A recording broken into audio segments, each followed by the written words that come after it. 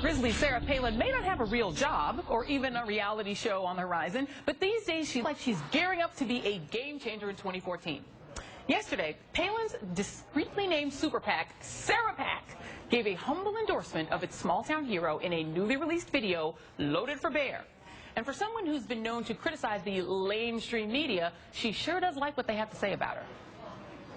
Sarah Palin stole the show at this weekend's CPAC convention. She still knows how to fire up the conservative faithful. She is a superstar, and she's used that to try to help get people elected. She is fearless. She is principled. She can pick winners. She's definitely proved that she can be effective endorsing candidates. The next election is 20 months away. The last thing we need is Washington, D.C. vetting our candidates.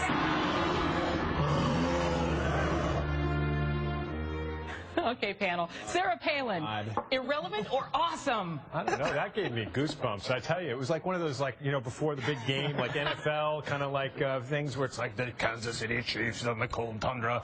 You expect to rain the guy's been out on injury for 2 years and no one's heard him now. It's the big comeback video. I think the right answer is awesomely irrelevant. Awesomely irrelevant, yeah. One thing I'm wondering is whether in the next presidential cycle, after Herman Cain and after Sarah Palin, we will view more cynically candidates who seem to be running for president as a way to amp up their speaking fees in the future. Right.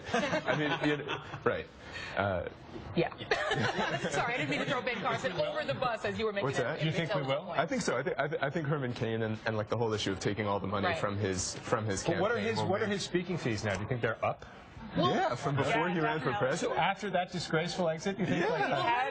Before he was the head of a pizza chain. Right. Well, that's a pretty good job. And now he has a national syndicated talk show. I mean, there is something to be said for the sort of presidential ambition as marketing strategy, Jonathan. I mean, you have had people in the past that have used it to relaunch themselves. Newt Gingrich, clearly, I don't know if he thought he could really be president, but he brought himself back onto the national stage. We laugh at Sarah Palin, and she is very funny, taking a drink from her big gulp and doing all that. But she does still have relevancy. There is still a Palinite caucus within the Republican Party. Could she have some utility for the party in 2014?